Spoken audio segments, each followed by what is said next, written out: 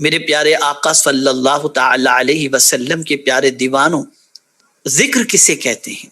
کیا صرف زبان سے اللہ اللہ کہنا یہی ذکر ہے، یا سبحان اللہ کہنا یہی ذکر ہے؟ تو ذکر کا ایک وسیع مفہوم ہے جسے آج آپ کو اچھی طرح سے سمجھنا ہے۔ میرے پیارے آقا صلی اللہ تعالی علیہ وسلم کے پیارے دیوانوں، مختصر میں آپ کو سمجھاؤں تو ہر وہ عمل جو اللہ اور اس کے رسول جل جلالہ و صلی اللہ علیہ وسلم کے قانون کو پیش نظر رکھ کر، فرمان کو پیش نظر رکھ کر کیا جائے اور فرمان کے مطابق کیا جائے، وہ اللہ کا ذکر ہے۔ آپ اگر اپنی ماں کے قدم کو چوم رہے ہو تو یہ قدم چومنا بھی عبادت ہے، یہ اللہ کا ذکر ہے۔ آپ اگر حلال و حرام کی تمیز کرتے ہوئے روزی حاصل کر رہے ہو، تجارت کر رہے ہو، یہ بھی اللہ کا ذکر ہے۔ آپ اگر کسی یتیم کے سر پر شفقت کا ہاتھ رکھ رہے ہو، یہ بھی اللہ کا ذکر ہے۔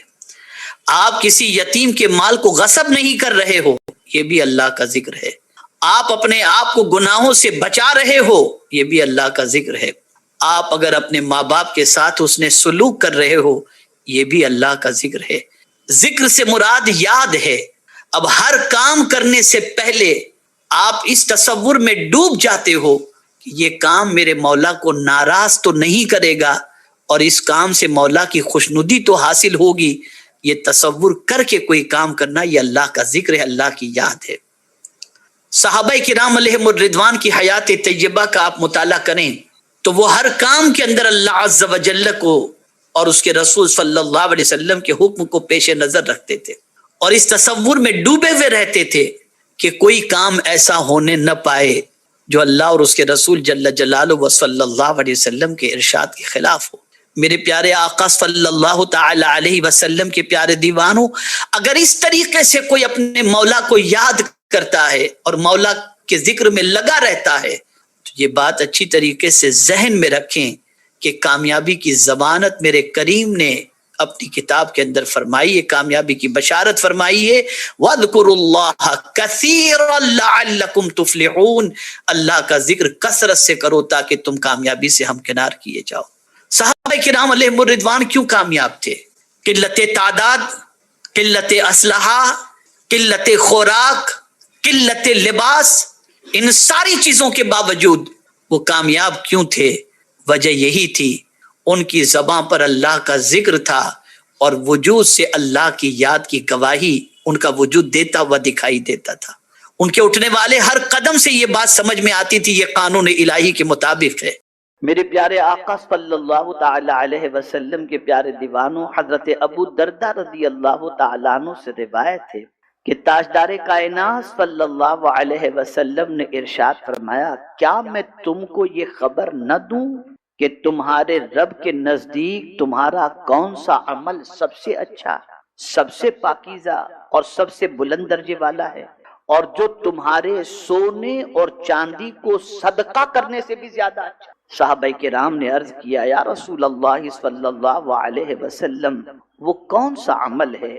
آقا کریم صلی اللہ علیہ وسلم نے ارشاد فرمایا، وہ عمل اللہ کا ذکر کرنا ہے، اللہ کا ذکر کرنا ہے۔ اب ایک ایسی حدیث آپ کو سنانے جا رہا ہوں جو مشکات کی ہے، اور اس حدیث مبارکہ کو سننے کے بعد مجھے یقین کامل ہے کہ انشاءاللہ العظیم آپ ہم سب یہ کوشش کریں گے کہ ہماری زبان غیبت اور چغلی کر جھوٹ بولنے میں نہیں، اللہ کے ذکر کے اندر گزرے۔ حضرت ابن عباس رضی اللہ تعالیٰ عنہ سے روایت ہے، انہوں نے فرمایا کہ رسول اللہ صلی اللہ علیہ وسلم نے ارشاد فرمایا، بہت غور سے سنیے گا، بہت غور سے، تاکہ آپ اللہ کے ذکر کی اہمیت کو سمجھ سکیں۔ آقا کریم صلی اللہ علیہ وسلم نے ارشاد فرمایا، اول من یدعا الی الجنۃ یوم القیامہ الذین یحمدون اللہ فی البأساء والضراء۔ آقا کریم صلی اللہ علیہ وسلم ارشاد فرماتے ہیں، جنہیں قیامت کے دن سب سے پہلے جنت کی طرف بلایا جائے گا، جنہیں قیامت کے دن سب سے پہلے جنت کی طرف بلایا جائے گا، وہ ہوں گے جو خوشی میں اور غم میں اللہ عز و جل کی حمد بیان کریں، یعنی الحمدللہ کہتے ہیں۔ خوشی ہو تو بھی الحمدللہ اور غم ہو تو بھی الحمدللہ، جس حال میں اللہ رکھے میرے کریم تیرا شکر ہے۔ میرے پیارے آقا صلی اللہ تعالی علیہ وسلم کے پیارے دیوانوں، اسی طریقے سے حضرت عمرو ابن شعیب رضی اللہ تعالی عنہما سے روایت ہے کہ وہ اپنے والد سے، وہ اپنے دادا سے راوی ہیں، انہوں نے فرمایا کہ رسول اللہ صلی اللہ علیہ وسلم نے فرمایا جو صبح کو 100 بار سبحان اللہ پڑھے اور شام کو 100 بار تو وہ اس کی طرح ہوگا جو 100 حج کرے۔ یعنی صبح 100 بار سبحان اللہ پڑھنا اور اسی طریقے سے شام کو 100 بار سبحان اللہ کہنا، یہ 100 بار صبح و شام سبحان اللہ کہنا یہ اس بندے کی طرح ہے جس نے 100 حج کی، یعنی اللہ اس کے برابر اسے ثواب عطا فرمائے گا۔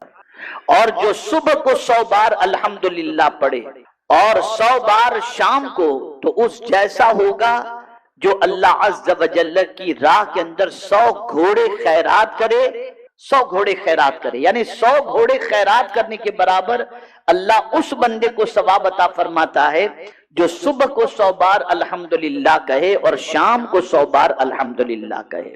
اسی طریقے سے فرمایا گیا اور جو صبح کو 100 بار لا الہ الا اللہ پڑھے اور 100 بار شام کو تو اس کی طرح ہوگا جو اولاد حضرت اسماعیل علیہ السلام سے 100 غلام آزاد کر۔ اور اسی کے ساتھ فرمایا گیا اور جو 100 بار صبح کو اللہ اکبر پڑھے اور 100 بار شام کو تو کوئی اس سے زیادہ نیکیاں اس دن نہ کر سکے گا سوائے اس کے جو اتنی ہی بار یہ کلمات پڑھے، اتنا ثواب ہے۔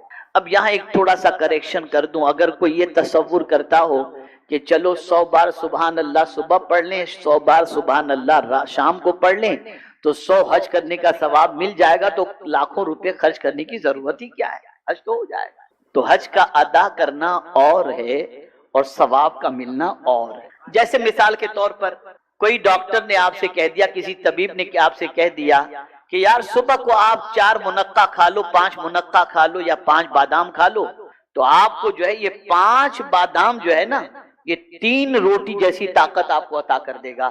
تو آپ 5 بادام کے بعد روٹی کھانا تو نہیں چھوڑیں گے، اس لیے کہ بادام سے پیٹ نہیں بھرتا، روٹی ہی سے پیٹ بھرتا۔ بادام سے پیٹ نہیں بھرے گا، پیٹ تو روٹی ہی سے بھرے گا۔ اسی طریقے سے آپ کو حج تو وہاں جا کر کے ہی ادا ہوگا، جب تک آپ وہاں جائیں گے نہیں، طواف کعبہ نہیں کریں گے، وقوف عرفہ نہیں کریں گے، مینا میں نہیں پہنچیں گے، آپ کا حج نہیں ہوگا۔ وہ تو وہاں جا کر کے ہی کرنا ہے۔ لیکن اگر کوئی بندہ 100 بار سبحان اللہ صبح اور 100 بار سبحان اللہ شام کو پڑھ لے تو اللہ تعالیٰ اس عمل جتنا ثواب اسے عطا فرمائے۔ لیکن فرض ساقط نہیں ہوتا، آپ سوچیں گے کہ چلو یار لاکھوں روپے بچ بھی گئے اور اسی کے ساتھ ساتھ جو ہے وہ حج بھی ہو گیا، تو حج نہیں ہوگا، حج تو وہیں جا کر کے ہوگا۔ میرے پیارے آقا صلی اللہ تعالی علیہ وسلم کے پیارے دیوانوں، اسی طریقے سے آپ دیکھیں آقا کریم صلی اللہ تعالی علیہ وسلم نے ذکر کی محفل کی فضیلت کیا بتائیے۔ جو آپ آتے ہیں ہر سنیچر کو اجتماع کے اندر اور یہاں ذکر الہی ہوتا ہے، جانتے ہیں اس کی فضیلت کیا ہے؟ ابھی حدیث سے سمجھیے گا، معلوم تو ہے نظر بھی کوئی چیز نہیں آتی، اتنی روشنی کہاں کہ ہم کچھ دیکھ سکیں، اتنی بینائی کہاں کہ ہم دیکھ سکتے ہیں۔ ہماری آنکھیں تو دوسروں کے عیب دیکھنے سے ہی فرصت نہیں پاتی، ہمارا کام ہی یہی ہے، ڈھونڈو کسی کے عیب ملتے ہوں تو، اس لیے اچھائیاں نظر نہیں آتی نا، عیب ہی نظر آتے ہیں۔ لیکن حضرت ابو ہریرہ رضی اللہ تعالی عنہ اور حضرت ابو سعید خدری رضی اللہ تعالی عنہ سے مروی ہے کہ رسول اللہ صلی اللہ علیہ وسلم نے فرمایا جب کوئی جماعت ذکر الہی کے لیے بیٹھتی ہے تو فرشتے ان کو گھیر لیتے، اور فرشتے ان کو گھیر ہی نہیں لیتے بلکہ رحمت ان کو ڈھانپ لیتی ہے، سکون و اطمینان کی دولت ان کے لیے نازل ہوتی ہے، اور اللہ تعالیٰ ان کا تذکرہ ان فرشتوں میں فرماتا ہے جو اس سے قریب ہوتے ہیں، یعنی اللہ کے قریب جو فرشتے ہوتے ہیں ان فرشتوں کے درمیان اللہ عز و جل ان ذکر کی محفل میں بیٹھنے والے سننے سنانے والوں کا ذکر اللہ فرماتا ہے، یہ اللہ کے ذکر۔ اسی طریقے سے میرے پیارے آقا صلی اللہ تعالی علیہ وسلم کے پیارے دیوانوں، حضرت معاذ بن جبل رضی اللہ تعالیٰ عنہ روایت کرتے ہیں کہ ابن آدم کا کوئی عمل ایسا نہیں جو اس کو عذاب الہی سے نجات دلا دے، سوائے ذکر الہی. اب یہاں میں آپ کو تھوڑا سا سمجھا دوں. کل بروز قیامت اللہ رب العزت جل جلالہ حکم دے گا اس کے پیر کو جانچ کرو، پیر سے کیا گناہ کیا. ہاتھ کو دیکھو تو سارے اعضاء کی جانچ ہوگی اور سارے اعضاء گناہوں کی گواہی دیتے نظر آئیں گے، سارے اعضاء. یہاں تک کہ رب فرمائے گا کہ اس کی زبان کی جانچ کی جائے تو زبان وہ بھی کسی حد تک گناہ کی گواہی تو دے گی، لیکن زبان کے ایک کنارے پر اللہ کا کیا ہوا ذکر جو ہے وہ لکھا ہوا ہوگا. فرشتے عرض کریں گے گناہ تو اس نے کیا لیکن تیرا ذکر بھی اس نے زبان سے کیا ہے. رب فرمائے گا میرے ذکر کی برکت سے میں نے اس کے گناہوں کو معاف فرما دیا. اے رسول اعظم صلی اللہ تعالی علیہ وسلم کے پیارے دیوانوں، اس لیے اللہ کا ذکر کرتے رہنا چاہیے. بہت کرو اللہ کا ذکر، اٹھتے بیٹھتے اللہ کا ذکر کرو، اٹھتے بیٹھتے اللہ کا ذکر کرو. حضور صلی اللہ علیہ وسلم نے اللہ کا ذکر اتنا کیا کہ حدیث مبارکہ میں یذکر اللہ فی کل حین، ہر وقت حضور اللہ کا ذکر کرتے تھے. ہم اور آپ سو جائیں تو وضو ٹوٹ جاتا ہے لیکن حضور سوئیں تو وضو نہیں ٹوٹتا، اس لیے کہ ان کا دل اللہ کی یاد میں لگا رہتا ہے، اللہ کے ذکر میں لگا رہتا ہے. اے میرے پیارے آقا صلی اللہ تعالی علیہ وسلم کے پیارے دیوانوں، اس لیے اللہ کا ذکر کرنا چاہیے. اور یاد رکھیں حضور صلی اللہ علیہ وسلم نے اللہ کا ذکر کتنا کیا، اتنا کیا کہ آج پوری دنیا کی مسجدوں سے اللہ کے ذکر کی آواز بلند ہو رہی ہے. اور یہ حضور صلی اللہ علیہ وسلم کے اللہ کے ذکر کو عام کرنے کا صدقہ ہے اور اللہ کے ذکر کرنے کا صدقہ ہے کہ اتنا اللہ کا ذکر عام ہوا. تو پھر رب نے بھی فرمایا محبوب تو نے میرا اتنا ذکر کیا نا، اب سن میں کیا کرتا ہوں. وَرَفَعْنَا لَكَ ذِكْرَكَ، تو نے میرا اتنا ذکر کیا اب میں تیرے ذکر کو بلند کرتا ہوں. جہاں جہاں میرا نام لیا جائے گا وہاں وہاں تیرا نام بھی لیا جائے گا. کلمے میں اللہ کے ذکر کے ساتھ حضور کا نام، کلمہ شہادت میں اللہ کے ذکر کے ساتھ حضور کا ذکر، اذان کے اندر اللہ کے ذکر کے ساتھ حضور کا ذکر، نماز میں اللہ عز و جل کے ذکر کے ساتھ حضور صلی اللہ علیہ وسلم پر درود. آپ یہ سب دیکھیں، یہ اس لیے یہاں سے ایک ذہن ملا جو اللہ کا ذکر کرتا ہے اللہ اس کے ذکر کو بلند کر دیا کرتا ہے. میرے پیارے آقا صلی اللہ تعالی علیہ وسلم کے پیارے دیوانوں، اسی کے ساتھ ساتھ اور مزید سماعت فرمائیں. حضرت عبداللہ ابن بسر رضی اللہ تعالیٰ عنہ سے روایت ہے کہ ایک شخص رسول اللہ صلی اللہ علیہ وسلم کی بارگاہ میں حاضر ہوا اور عرض کیا یا رسول اللہ صلی اللہ تعالیٰ علیہ وسلم، اسلام کے مجھ پر بہت سے احکام ہیں، آپ مجھے ایسی بات بتا دیں جس پر میں تکیہ کروں. تکیہ کے معنی بھروسہ، تکیہ کے معنی کیا ہوتا ہے؟ بھروسہ، جس پر میں بھروسہ کروں. تب رسول اللہ صلی اللہ علیہ وسلم نے فرمایا تمہاری زبان اللہ تعالیٰ کی یاد میں ہمیشہ تر رہے. یعنی یہ ایسی چیز ہے کہ اگر تمہاری زبان اللہ کی یاد میں اللہ کے ذکر کے اندر ہمیشہ تر رہتی ہے تو تمہیں اللہ سے یہ بھروسہ کرنا چاہیے کہ اللہ تعالیٰ تمہاری نجات فرما دے. میرے پیارے آقا صلی اللہ علیہ وسلم کے پیارے دیوانوں، اب جو حدیث سنانے جا رہا ہوں یہ بخاری شریف، اور میں سمجھتا ہوں اس حدیث کو سننے کے بعد یقیناً آپ کے دل میں اللہ کے ذکر کی تڑپ بھی پیدا ہوگی اور اللہ کی یاد کی تڑپ بھی پیدا ہوگی. حضرت ابو ہریرہ رضی اللہ تعالیٰ عنہ روایت کرتے ہیں کہ تاجدار کائنات صلی اللہ علیہ وسلم نے فرمایا، سبحان اللہ، ایک بار کہہ دیجیے سبحان اللہ. جب بندہ ذکر الہی کے لیے اپنے ہونٹوں کو ہلاتا ہے، جب بندہ ذکر الہی کے لیے اپنے ہونٹوں کو ہلاتا ہے اور ذکر کرتا ہے تو اللہ تعالیٰ اس کے ساتھ ہوتا ہے. یعنی اس بندے کے ساتھ اللہ کی رحمت ہوتی. ادھر ہم نے کہا لا الہ الا اللہ محمد الرسول اللہ صلی اللہ علیہ وسلم، تو گویا اللہ عز و جل کی معیت، اس کی رحمت، اس کے کرم کے ساتھ ہمارے ساتھ ہو جایا کرتی. اب میں آپ سے پوچھنا چاہتا ہوں میرے پیارے آقا صلی اللہ تعالی علیہ وسلم کے پیارے دیوانوں، ہم ہمیشہ چاہتے ہیں یہ ساتھ رہے، وہ ساتھ رہے، فلاں ساتھ رہے، فلاں ساتھ نہ رہے.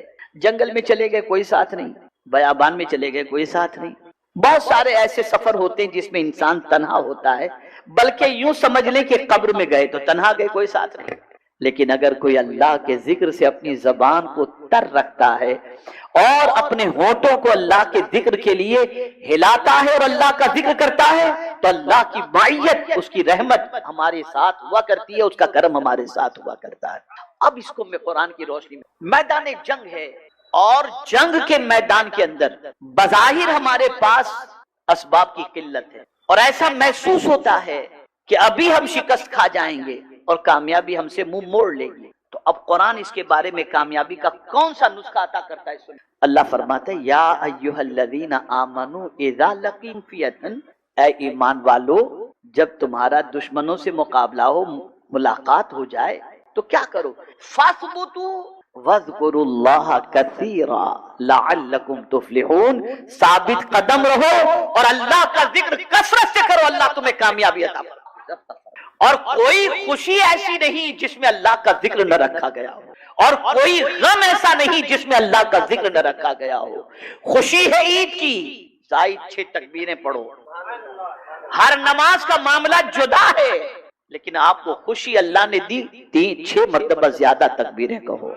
انتقال ہو گیا، غم کا معاملہ ہے، وہاں آپ کو 2 تکبیریں زیادہ ملیں گی، 3 تکبیریں زیادہ ملیں گی، اور اسی کے ساتھ ساتھ آپ یہ بھی دیکھیں گے کہ مرنے والے کے مرنے پر یہ کہا جاتا ہے انا للہ و انا الیہ راجعون۔ اور یہاں آپ کو حدیث شریف سناؤں گا تو آپ کی عقل دنگ رہ جائے گی۔ اگر کسی بندے کے بیٹے کا انتقال ہوا یا کسی بیٹے کے باپ کا انتقال ہوا تو پروردگار فرشتے کو بھیجتا ہے کہ میں نے جس کا چہیتا چھین لیا وہ گھر والے کیا بول رہے تھے، وہ گھر والے کیا بول رہے تھے۔ اگر گھر والوں نے کہا انا للہ و انا الیہ راجعون، میں تو مولا کی مرضی پر راضی ہوں، تو جانتے ہیں فرشتے جا کر اللہ کی بارگاہ میں عرض کرتے ہیں مولا گھر والے شور نہیں کر رہے تھے، شکایت نہیں کر رہے تھے، تیرا ذکر کر رہے تھے۔ رب قدیر ارشاد فرمائے گا ایک جنت میں محل بنایا جائے جس کا نام بیت الحمد رکھا جائے، اور یہ بیت الحمد ان ذکر کرنے والوں کو عطا کر دیا۔ تو یہاں سے یہ بات سمجھ میں آئی، خوشی میں بھی اللہ کا ذکر کرو اور غم میں بھی اللہ عز و جل کا ذکر کرو۔ میرے پیارے آقا صلی اللہ تعالی علیہ وسلم کے پیارے دیوانوں، بہت سارے لوگوں کے دل سخت ہوتے ہیں، بڑے سخت، ہم تو دیکھتے ہیں بہت سخت دل ہوتے ہیں لوگ۔ اب یہ دل سخت کیسے ہوتا ہے اور اس کا علاج کیا ہے؟ حضرت ابن عمر رضی اللہ تعالی عنہما سے روایت ہے کہ رسول اللہ صلی اللہ علیہ وسلم نے فرمایا کہ اپنی گفتگو ذکر الہی سے خالی نہ رکھو، کیونکہ تمہاری زیادہ گفتگو کا ذکر الہی سے خالی ہونا شقاوت قلب کی نشانی ہے۔ یعنی جو بہت زیادہ بولتا ہے اور اللہ کا ذکر نہیں کرتا، حضور صلی اللہ علیہ وسلم نے فرما دیا مطلب حق ہے کہ یہ شقاوت قلبی کی نشانی ہے، یعنی دل سخت ہونے کی نشانی، دل سخت ہونے کی نشانی۔ اور سخت دلی اگر کسی کے اندر پیدا ہو جائے تو میرے آقا صلی اللہ علیہ وسلم فرماتے ہیں وہ اللہ سے دور ہو جاتا ہے۔ یعنی اللہ کی دوری کا سبب اگر کوئی چیز ہے تو دل کا سخت ہونا ہے۔ اور دل سخت کب ہوتا ہے؟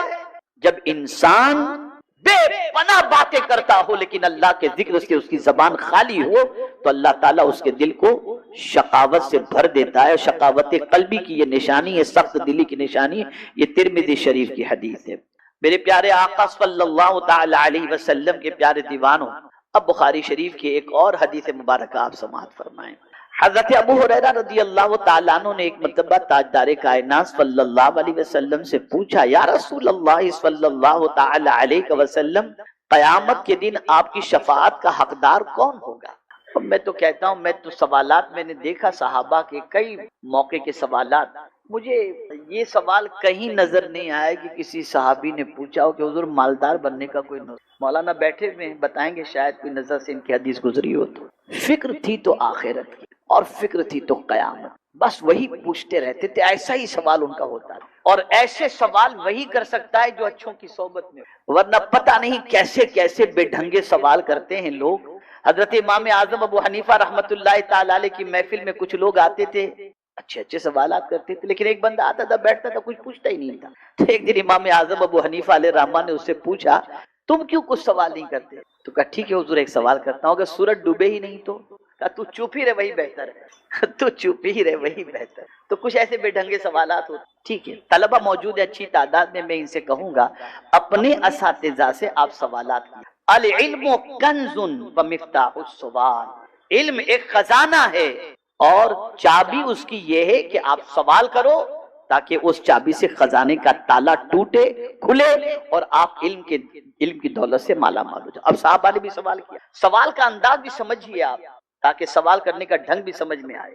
تو حضرت ابو ہریرہ رضی اللہ تعالیٰ عنہ نے ایک مرتبہ رسول اللہ صلی اللہ علیہ وسلم سے پوچھا، یا رسول اللہ صلی اللہ تعالی علیہ وسلم قیامت کے دن آپ کی شفاعت کا حقدار کون ہوگا؟ تو تاجدار کائنات صلی اللہ علیہ وسلم نے فرمایا، اے ابو ہریرہ رضی اللہ تعالیٰ مجھے احادیث پر تمہاری خواہش دیکھ کر یہی گمان ہوا تھا کہ اس بات کو تم سے پہلے کوئی دوسرا پوچھے گا ہی نہیں۔ پھر رحمت عالم صلی اللہ علیہ وسلم نے فرمایا، قیامت کے روز میری شفاعت اسے نصیب ہوگی جو خلوص دل کے ساتھ لا الہ الا اللہ محمد الرسول اللہ صلی اللہ علیہ وسلم پڑھے گا، جو دل سے خلوص دل کے ساتھ یہ کلمہ طیبہ پڑھ لے اسے رسول اعظم صلی اللہ علیہ وسلم کی شفاعت نصیب ہوگی۔ اب ایک آخری حدیث میں عرض کر دوں، دو حدیثیں عرض کر دیتا ہوں، موضوع بڑا طویل ہے۔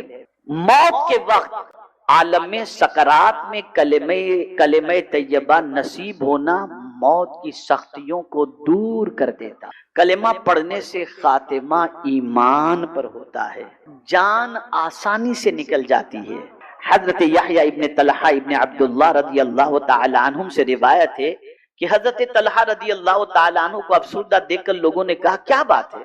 انہوں نے کہا بے شک میں نے رسول اللہ صلی اللہ علیہ وسلم سے سنا ہے کہ مجھے ایک کلمہ معلوم ہے، جو شخص اسے موت کے وقت پڑھے تو اس سے موت کی تکلیف دور ہو جائے، چہرے کا رنگ چمکنے لگے اور آسانی دیکھے گا، مگر مجھے وہ کلمہ پوچھنے کی جرت نہیں ہوئی۔ حضرت طلحہ یہ بتا رہے ہیں، سرکار یہ فرمائے کہ موت کے وقت جس کی زبان پر یہ کلمہ ہوگا، لیکن حضرت طلحہ کہتے ہیں میری ہمت نہیں ہوئی حضور سے پوچھ صلی اللہ علیہ وسلم۔ تو حضرت عمر رضی اللہ تعالیٰ عنہ نے فرمایا بے شک مجھے معلوم ہے۔ تو انہوں نے پوچھا کیا ہے؟ تو حضرت عمر رضی اللہ تعالیٰ عنہ نے فرمایا کہ ہمیں معلوم ہے کہ کوئی کلمہ اس سے بڑا نہیں جو حضور صلی اللہ علیہ وسلم نے اپنے چچا ابو طالب کو پیش کیا۔ موت کے وقت عالم سکرات میں کلمہ طیبہ نصیب ہونا موت کی سختیوں کو دور کرتا ہے۔